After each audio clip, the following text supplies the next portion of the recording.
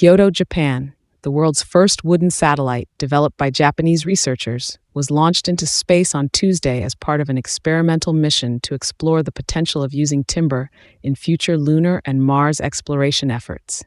Named LignoSat, the satellite was created by Kyoto University in collaboration with Sumitomo Forestry, a Japanese home-building company. The small, palm-sized satellite was sent to the International Space Station, ISS, aboard a SpaceX rocket and will be released into orbit approximately 250 miles above Earth. The satellite is part of an ambitious project to test the viability of renewable materials like wood for space missions, especially as humanity looks toward long-term habitation on the Moon and Mars. LignoSat, named after the Latin word for wood, aims to demonstrate how timber can be used in the harsh environment of space. Takao Doi, a former astronaut and expert on human space activities at Kyoto University, explained the significance of the project. With timber, a material we can produce ourselves, we will have the ability to build homes, live, and work in space indefinitely. Doi, who envisions a 50-year plan to plant trees and construct wooden houses on the Moon and Mars, believes the success of LignoSat could open new possibilities for sustainable space exploration.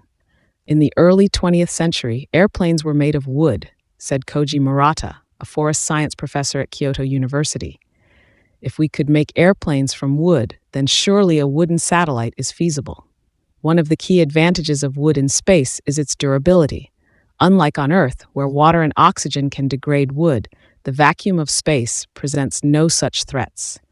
According to Murata, wood could prove to be more resilient in space, making it a promising material for future space infrastructure. Additionally, using wood for satellites could reduce the environmental impact at the end of their life cycle. Decommissioned satellites are typically deorbited and re-enter the atmosphere to prevent becoming space debris.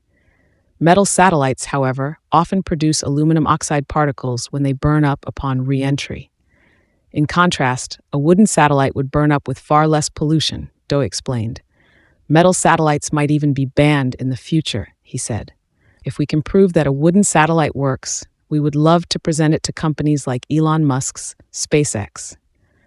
In a series of tests, the team determined that Hinoki wood, a type of Japanese magnolia traditionally used to make sword sheaths, is best suited for space travel. LignoSat is crafted from this wood using a traditional Japanese technique that does not rely on screws or glue, making it more eco-friendly. Once deployed, LignoSat will remain in orbit for 6 months. During this time, the onboard electronic components will measure how the wood performs in space, especially under the extreme temperature fluctuations that occur every 45 minutes as the satellite moves between sunlight and darkness. Temperatures in space can range from -100 to 100 degrees Celsius, subjecting materials to immense stress. The satellite will also investigate how wood can help shield sensitive electronics from the harsh radiation of space, a potential breakthrough for industries like data centers on Earth, according to Kenji Kariya, a manager at Sumitomo Forestry's Tsukuba Research Institute.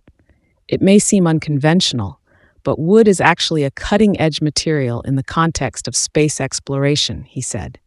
The expansion into space could even reinvigorate the timber industry. As space missions become increasingly focused on long-term human habitation on other planets, the researchers hope LignoSat will pave the way for more sustainable and environmentally friendly materials in space technology, offering new insights into how wood could play a key role in humanity's future in space.